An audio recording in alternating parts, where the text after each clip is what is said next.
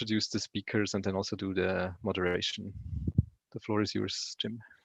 Thank you, Christian, and thank you, Jonas and Miriam and everybody for putting this together. This is just really exciting, and we're now up to 153 participants, and so and seems to be growing. It is really my pleasure to be today's moderator for our discussion titled "Towards an Institutional Conceptualization of Regional Transition Dynamics." Our featured speakers are Professor Simona Strombach and Geza Flitsch, both from Marburg, University of Marburg.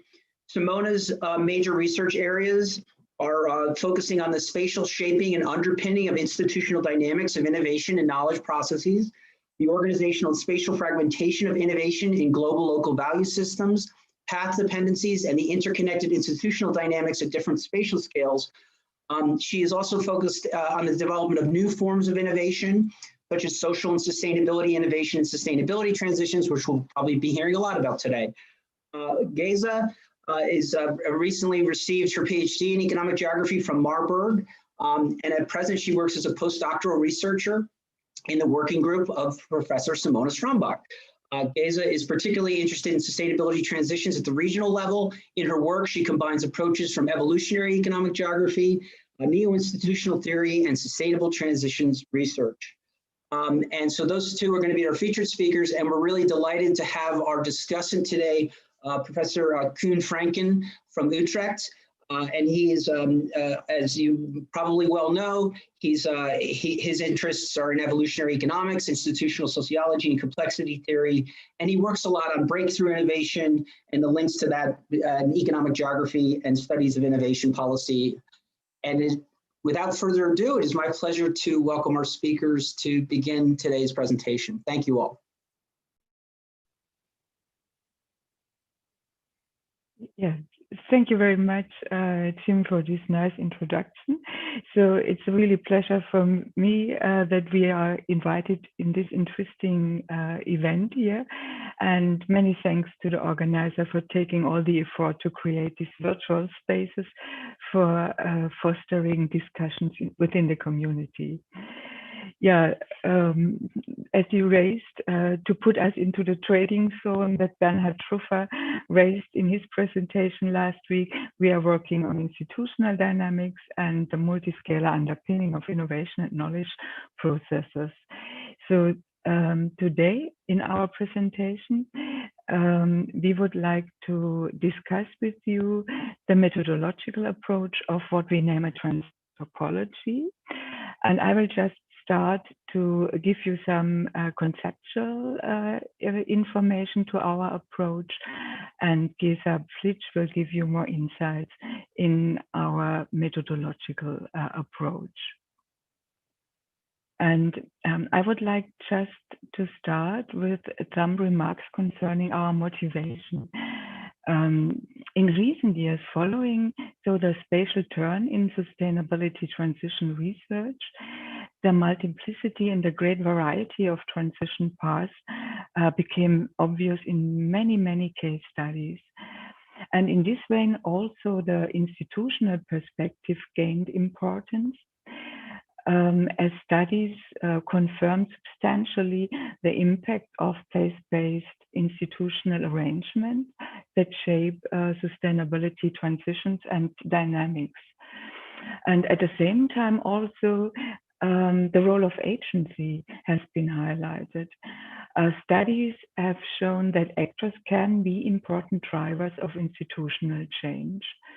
And moreover, as raised in the first session, the awareness of global relationships in sustainability transitions and the impacts on different national and regional scales are much more pronounced in the recent geography of sustainability transitions. However, in our view, the underlying mechanisms of the spatial shaping of these multiplicities of paths have not been fully explored till now. And in particular, it remains in large parts open, an open question how short-term changes at a micro level are linked with long-term transformative change at the system level. And to better understand this spatial shaping, we suggest to investigate in the transformation of regional systems that are particularly characterized by complex institutional dynamics. Regional systems comprise multiple interdependent socio-technical systems which have evolved in path-dependent, in co-evolutionary way over time, and simultaneously are affected as open systems by institutional dynamics of different spatial scales. And in our view, these interdependencies lead to complex system dynamics that nudge rather gradual transformation processes which cannot sufficiently be captured with the niche regime dichotomy of the MLP approach in our view. And these gradual distributed institutional changes that add up to more transformative change only over time, these are really especially hard to track and have largely remained a black box. And from this background, our research is guided by the question, how do institutional trajectory evolve in regional development paths over time that promote more sustainable action patterns? And closely connected is the question, how can we make these hidden institutional dynamics? How can we capture these in regional transition paths? And from this background, in our conceptual framework, we combine insights of from the sustainability transition research with the evolutionary economic geography and with neo-institutional organization theory.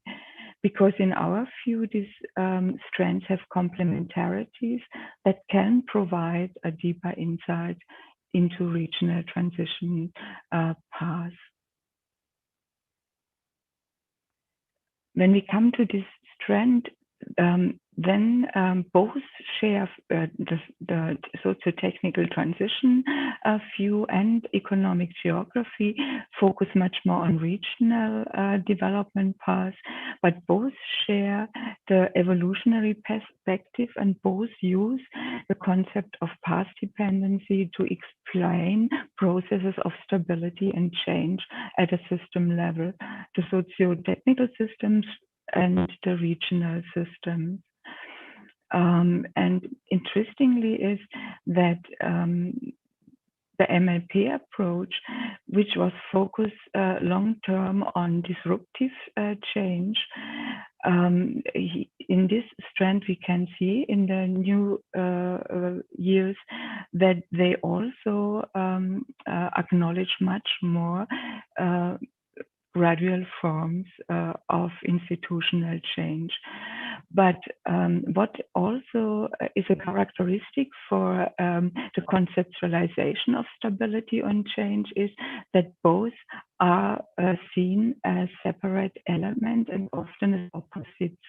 So stability is mainly allocated at a regime level, and the change is allocated in the niche level. However, in recent years, in many studies, underline the incoherence in regime structures that may lead to transformation as a starting point. And I think so new insights are really the point that gradual institutional change processes have recently been recognized in this strand. And when we are looking on regional development paths, also here the polarized conceptualization of institutional change that is incremental and lead to inertia and to negative lock-ins, and that disruptive change is triggered mainly by exogenous events. This is also very questioned in this strand, and path dependency is much more seen as a dynamic process, and there are interesting research that try to develop here mechanisms. So in summary, we can really see capturing gradual change is acknowledged in both strands, but how these gradual change lead to transformative change over time, this is not fully explored.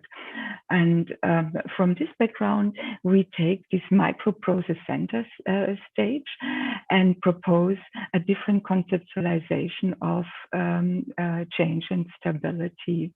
We argue in our concept that stability and change are not binary categories, but instead they are reciprocally intertwined and constitute each other, because new social practice and gradual change at the micro level require being stabilized in sustainable transition to establish a higher level of structuration. And we think focusing on a way in which institutional change and stability are interrelated in transition paths allows for the exploration and investigation into these complex institutional dynamics from a more processual point of view. And one thing we think is interesting, that a focus on organizational change is very valuable. The basic argument in our conceptual framework is that the emergence of new temporary and more permanent forms of organizations has the potential to contribute to change and stability simultaneously. And therefore, we focus on the emergence of new organizational forms, which we define as configurations of structures and practice that give coherence by underlying values regarded as appropriate within an institutional context. And so we see, based on North, organizations as players and institutions as rules of the game that comprise regulative, normative, and cultural cognitive elements. And we argue that the temporality of organizational forms has different effects on stability and change. And so we, based on the institutional organization theory, we differentiate between three forms. On the one hand, between temporary organization, because this kind of forms of organization open up spaces for people to know other people from different fields, and that opened up space for new allocation of meanings. And as we know, there can be alignment and de-alignment and realignment of norms and discussions. And from inside here, we know that especially these transient forms promote non-routine creative behavior. And also these temporary events can have a function as field configuring events that is pointed out in, especially in geography. Yeah, and the networks, of course, are loosely coupled system, but even so, there is a wide range. Their relationships have specific characteristics. They allow strategic coupling and the overlaps of actors from different institutional logics.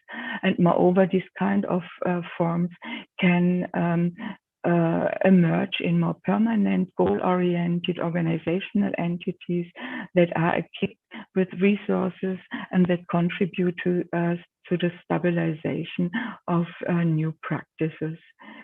So the basic idea in our conceptual approach is a processual perspective that focus on the emergence, the sequential and parallel unfolding of this kind of temporary and more permanent forms within space-time.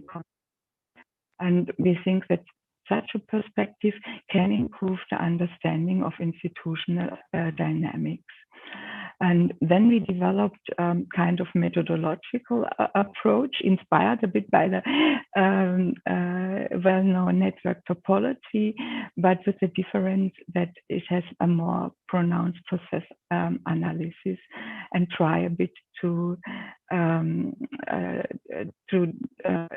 bring out causal reconstruction of processes. So, and here I will hand over to Gesa.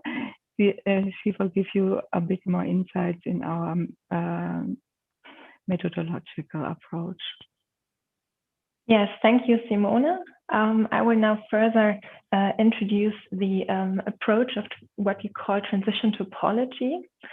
And before I start, I just want to make a quick remark about our motivation behind it. As most of you know, in the geography of sustainability transitions, most case studies rely on thick narrative descriptions, and these studies have really gained insights into the place specificities of transitions and also the microdynamics underlying these processes, but they can often only insufficiently connect changes at the micro level with more long-term changes and the structural level of a path. And today I want to elaborate a bit on how we think our approach could contribute to this research.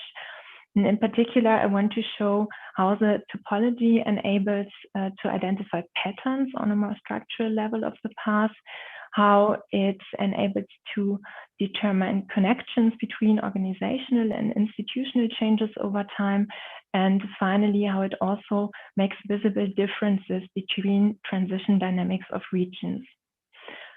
And here you see a scheme of such a transition topology. You see it's divided into a regional part and a supra-regional part. And you also have different actor groups with different institutional logics within the region. And this topology contains two main kinds of events. On the one hand, we have proxies for institutional changes, such as, for example, the implementation of a new law or a new voluntary standard. And then we also have these different kinds of forms of organizational change that Simone just mentioned. For example, we have temporary organizations here, which for us indicate institutional work processes, and more permanent organizations, which indicate a stabilization of institutional changes. You also see some events have the thick framing here. That indicates that these organizations bring together actors from at least three different institutional fields in the region. And you also see relations between these events. For example, when an organization gave impulses for a new organization or also for an institutional change. And to establish such a topology, you of course need to identify relevant institutional and organizational changes and also establish causal connections between them. And this figure here shows that therefore you in any case need a triangulation of different methods and data sources. In our case, we mainly used qualitative interviews and also document analysis. And you also have to cross-validate these findings. But I do not really want to go into detail here on the methodological procedure, as this procedure will always, of course, depend on the exact research question you have. I rather want to illustrate the potentials and the application possibilities of the transition topology now. And before I start, I want to underline that such a topology always goes along with the thick narrative description of the case. But today I will focus on the topology and the patterns that we can see in the topology by referring in a rather abstract way to one empirical example, which is the Augsburg region in southern Germany that has repeatedly been recognized for its broad transition to sustainability. And here you see the topology of the Augsburg region now. And on an aggregated level, you might already notice different phases over time. We have distinguished 3 different phases by the number of events and also the nature of organizational and institutional changes. In the first phase, you see a few organizational changes here in the region. which have mainly been induced by these institutional changes on the supraregional level. And then you see a strong increase of events across different actor groups in the second phase. And you also see that some organizations have this thick framing now, which indicates that by bringing together actors from different fields with different institutional logics, they start to break up institutional rigidities. And in the third phase, you see a further increase of events, particularly here in the public field. And if we would take a closer look at the description of the topology now, we would see that most of these events reinforce or strengthen developments which took place here in the second phase. An example would be the decision of the City Council in Augsburg to update and expand its sustainability program. So we can really see by looking at the topology that there has been a qualitative shift in the transition path over time. We can also see with the topology how institutional and organizational changes are connected. And in this way, we can identify important actors and critical junctions in the process. For example, here in the Augsburg region, we can see there are two central actors who induced a large number of institutional and organizational changes over time. And we can also see how exactly these actors were able to do that. If we look at this actor, for example, we see that this actor induced a large number of temporary events. And in particular, here, institutional changes result from these clusters of temporary events. But then we also see that over time, also institutional changes again induce temporary events. So we see that by this interplay, kind of reinforcing dynamic sets in, which we could also observe on the last slide in the third phase.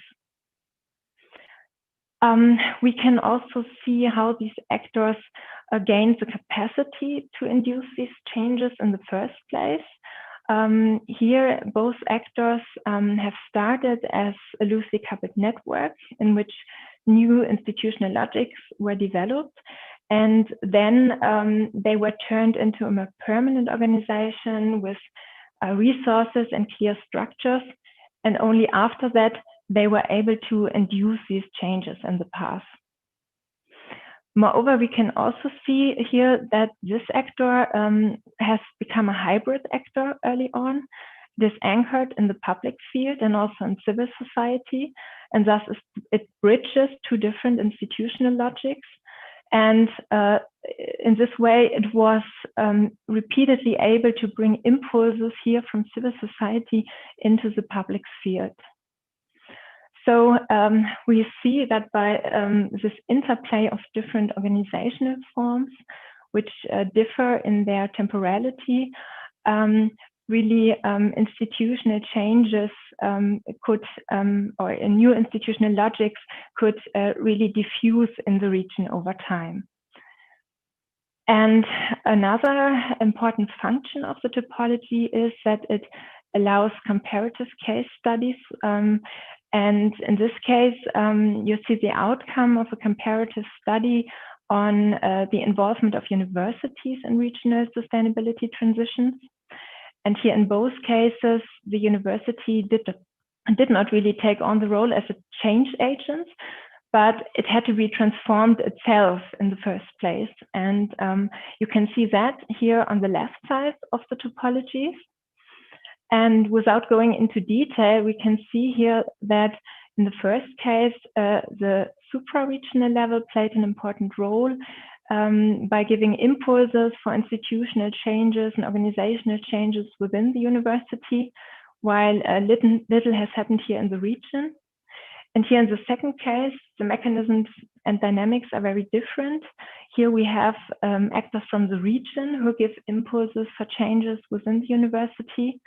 And then you see here many sequences of events evolve. And so there's a much stronger dynamic here in this case. And after some time, actors from the university also induced institutional and organizational changes within the region again.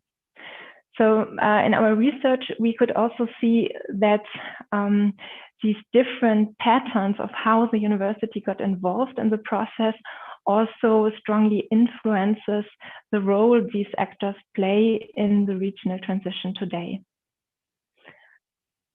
So before I start with the conclusion, I just want to quickly go back to the beginning. Our intention was, by developing this approach, to enable reconstructions of institutionalization processes while taking into account the complexity and multiplicity of regional institutional settings. And we have seen, at the example of the Augsburg region, or topology of the Augsburg region, that the approach enables to establish links between microdynamics and changes at a more structural level. And it also allows to identify more abstract and reproducible mechanisms. And therefore, we think it goes beyond a narrative case study, which highlights in particular the unique character of the processes. And by highlighting these more general, basic, and not necessarily unique processes, the topology also enables to elaborate on regional particularities. And yeah, we think that it might build a good basis for systematic comparisons of regional transitions. And we are looking forward to discussing that with you, and maybe also other potential application possibilities of the approach. Thank you very much. Thank you so much, Geza and Simona. Now I'm going to turn it over to Koen. So Koen, go ahead and you share, and we can continue the conversation. Okay.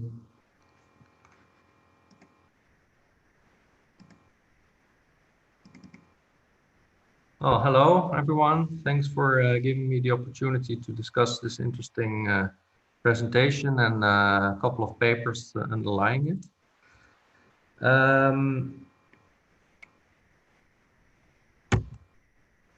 I'm sorry, I have some trouble.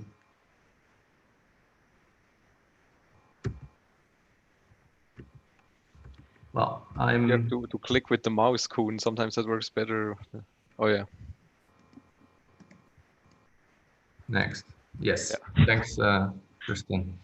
Now, for me, there are a couple of key points from the presentation. I think the main starting point is that the authors argue that regional institutional settings influence the pace, scope, and direction of sustainability transitions. And that's very much in line with the geography of sustainability transitions. But what they do is that they focus on organizational change. I think that's very interesting. And they also study the emergence of new temporary or longer lasting organizations. And by doing so, they plea for the integration of neo-institutional sociology of organizations, which is very well developed, into evolutionary economic geography and the MLP, which most of you are already very familiar with. And what I also like a lot is the notion of plasticity, which I actually knew from Simona's past work as well, which I take to mean that existing institutions are not very deterministic in how actors need to behave, but allow for multiplicities of behaviors and institutional changes. In fact, the existing institutional framework provides opportunities to either to leverage existing institutions in ways that promote the interest of actors, but that also can lead to usually incremental institutional changes. For the field, I think it's really a key contribution because they do combine the three approaches in a single framework. And I know many people have argued for this to happen, but very few actually did it. So well done. And what I also think is an advantage of the regional focus is that you immediately can understand what people call the nexus between different social technical systems that are all present in a single region, and also have interfaces, can compete, but also can provide spillovers for change processes. Well, the framework that was presented is also quite well elaborated, and I see it as a kind of a time geography approach, mapping events, actors in time and space, and the linkages between them. And because it's such an analytical framework, I think it can be quite easily extended with other more quantitative methodologies from evolutionary economic geography, where we have used demography and genealogies to look at organizational birth and death. We have event history analysis that has been mostly used by technological innovation systems people. And we also have the more recent approach by Jonas and others, which is called the social technical network analysis, which actually adds a layer of data that is the documents in which people voice their opinions and proposals for institutional change. Now, and I think another key contribution is that they look also at de-institutionalization, so the weakening and questioning of existing institutions, as well as the emergence of new institutions. And that nicely fits with recent calls in the MLP literature that we need to focus also at how regimes phase out and how regimes lose their influence, and not only look at niches that try to gain influences. Well, I do have a couple of questions, and what I kind of miss in the framework is an analysis which can also be done very analytically and systematically of the discourse, because at least in my view, and also in many institutional approaches, institutional change in the end is a discursive process in which people try to convince other people that institutions need to change to achieve certain goals. And by mapping the series of events that accompany this process, as you did, I feel the understanding of the exact direction of the institutional change, so the discursive and normative content of what actors try to achieve, is largely left unexplained. Now, my second question is about your regional focus. Of course, you do have a multi-scalar approach, but as you explained, you really focus on one particular region, and then take actors in other regions and at other scales as a kind of environment into account. But I wonder whether it is consistent with at least the way some people approach the geography of sustainability transitions, where you could also start from the analysis of the regime, which always has a global dimension, but still has its local varieties. And for institutional change to happen in a certain place, it always has to deal with these global pressures and global actors that can be very powerful. So I miss a bit the global nature of the regime and how actors deal with that. And also I wonder whether you can just characterize actors as being regional or national or international. You could also have a more flat ontology, also in science and technology studies, very usual, in which actors just act, and try to create networks that help them to pursue their goals, and they are not, and in that sense, they all operate in the same, on the same scale and in a kind of flat world. I also noticed that in your methodology, you attribute events like the setting up of organizations or changes in institutions to one particular actor.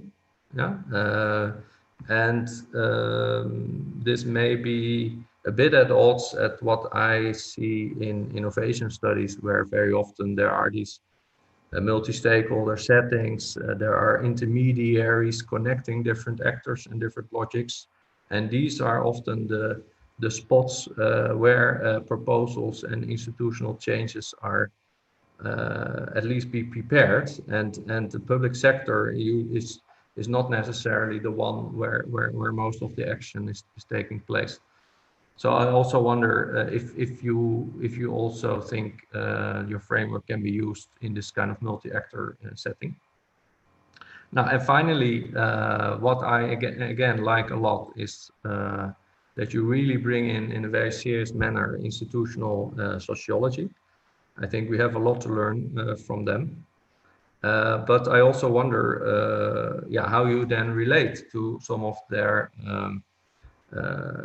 to how they look at institutional change. So you emphasize a lot stability and change, but you also have structure and agency paradox, which is very much related.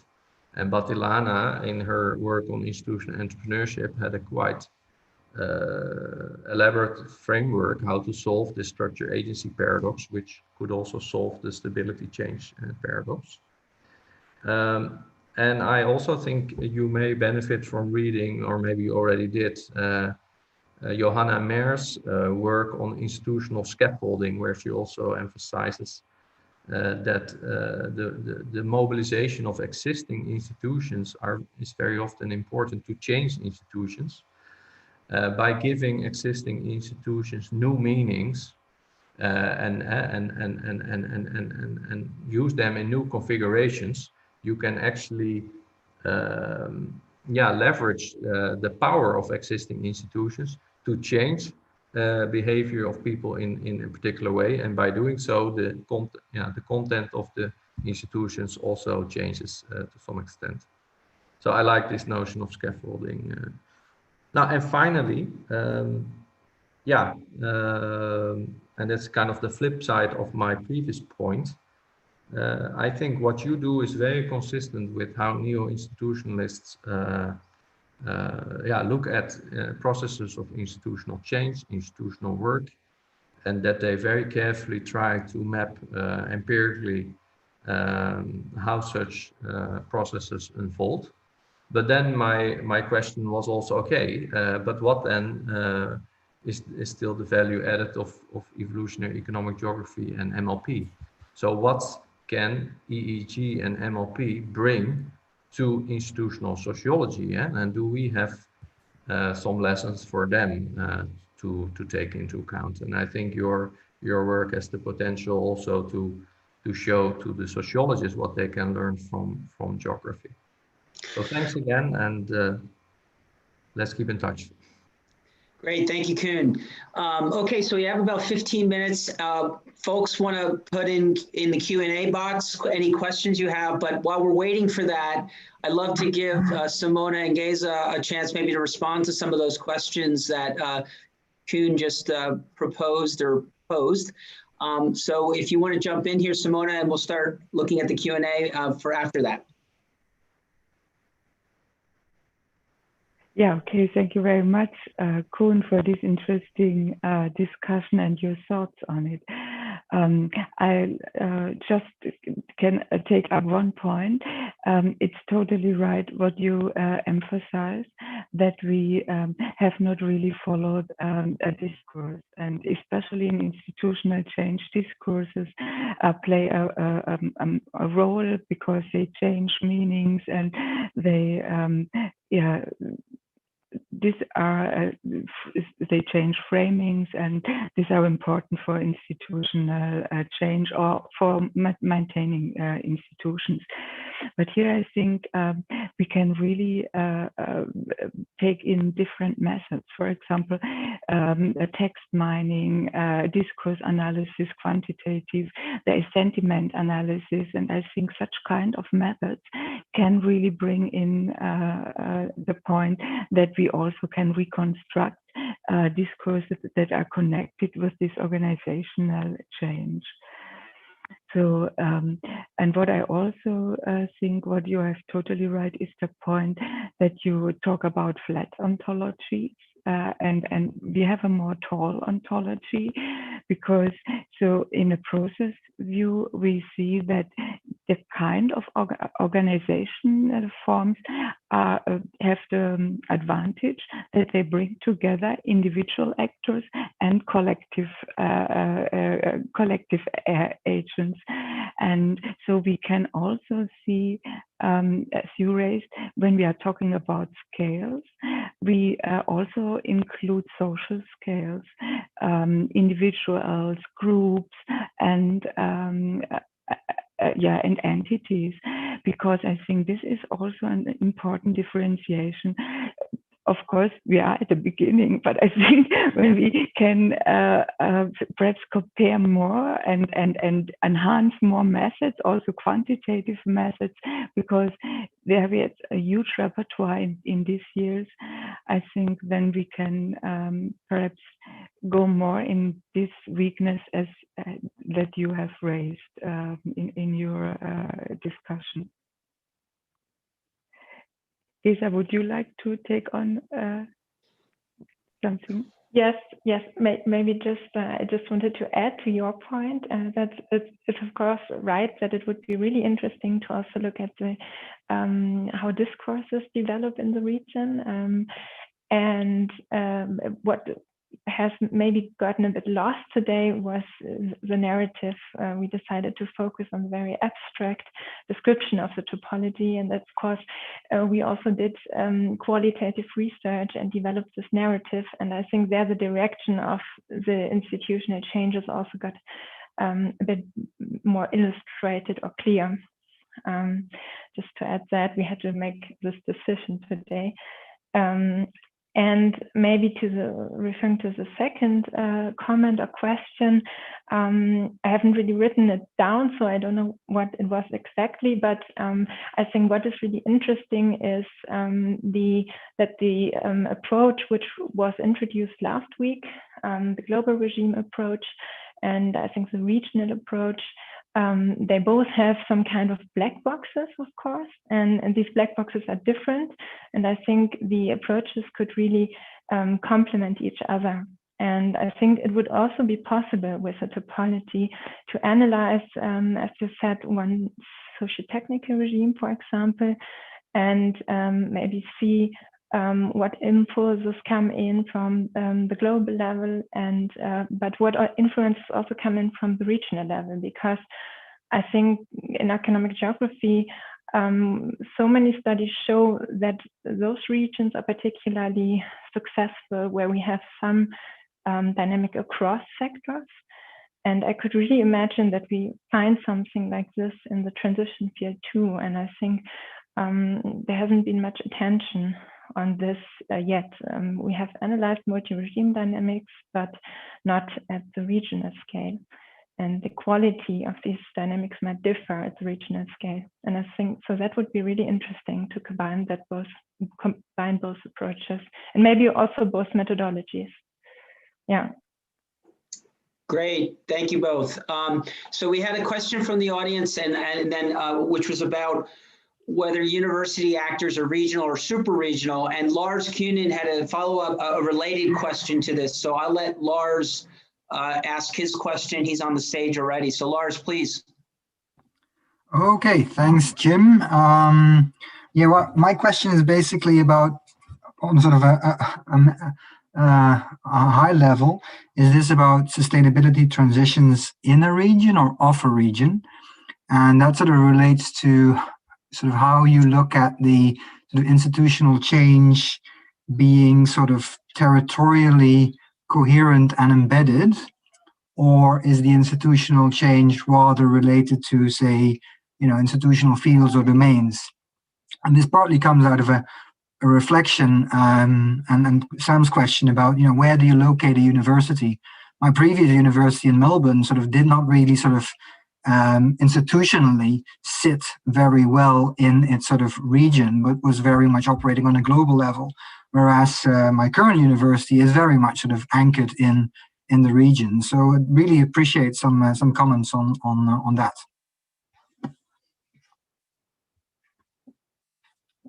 Sorry, yeah, go ahead.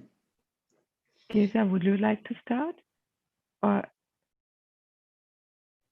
sorry, yeah, maybe I can say something about the universities, or elaborate a little bit more, because we, in our study, we looked at the universities, and we also looked at different influences on the university, also from the national level and particular the regional levels, because we looked at universities in Austria and Germany, and there the influence, the regional level has a strong influence.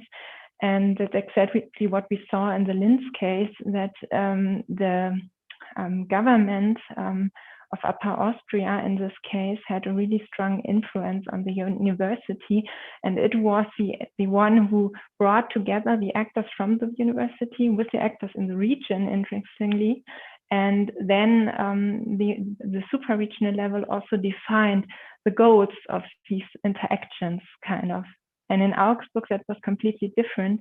There, the university didn't get a lot of impulses from the national or regional level to implement sustainable ideas. It was more of a bottom-up process. And it was really interesting to see that even if you don't have a strong leadership from the regional government or from the university university itself, these actors still initiated a lot of dynamic through institutional and organizational changes. And yeah, maybe the other question, Simona, the more general one. Simona, do you want to? Yeah, I just would follow up this point and take on the remark from Kuhn, who asked us, yeah, what can evolutionary economic geography bring in? And for example, this is a point that also universities and organizations develop path dependently in a co-evolution with the region. And for example, we in the Marburg region, we are a traditional university without any applied engineering or otherwise.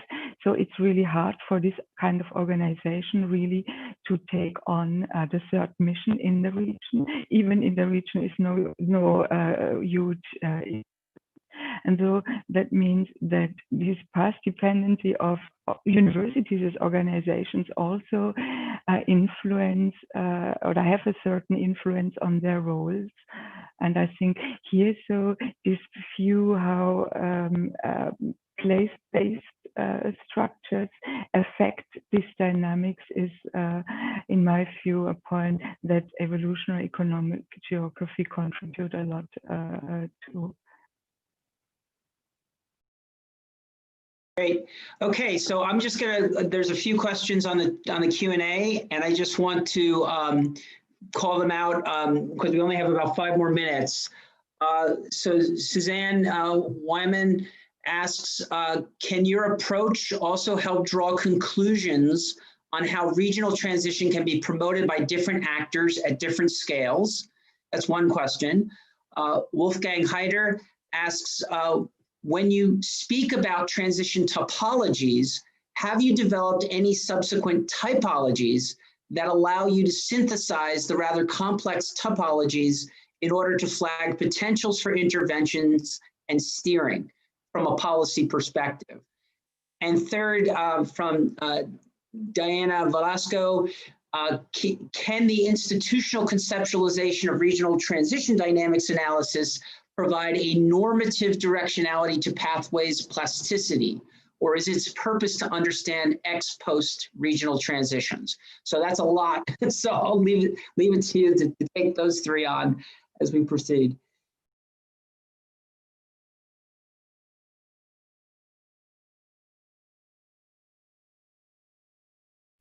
I do not know if I got it. The first point, different actors and different scales. Actors, how to bring different actors from different scales together.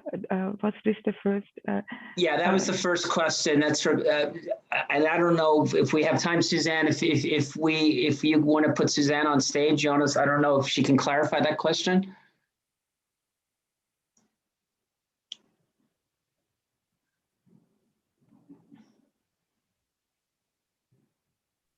In the meantime, if you want to go at the other two, if you can, that you can go ahead with those. I take the liberty to take the last section with the question sustainability and the normative aspect of sustainability, because this was also raised by Robert Hassing last time. What is the normative and the value content from sustainability? And I would like to take up this point because this often brings also conflict and problems really to combine actors and in bargaining processes. So from my perspective, the normativity is inherent in sustainability, but this is exactly the point why a region can be a nexus, because due to different mechanisms like random encounters or knowledge spillovers, people are coming together and combining knowledge in this and talking about what is really sustainable is, I think, a process that only actors can decide, because it's a normative point that is time dependent, and what really is, and also context dependent. But more generally speaking, is that when actors, multi-actor constellations, actors come together, then it is especially hard to combine knowledge and to find common common goals. And here I think we can learn from the topology that organizational forms, so from when we try to influence or to develop the framework conditions, then organizational forms directed to these target groups can be very helpful, because we see that when people have no large overlap from institutional context, they need much more time. And I think being aware to build goal-oriented organizational forms and change these forms in relation to the interaction of people can be an important instrument, in my view, to foster this kind of combinations of actors coming from different scales and different organizational, institutional fields. Geza, do you want to add anything?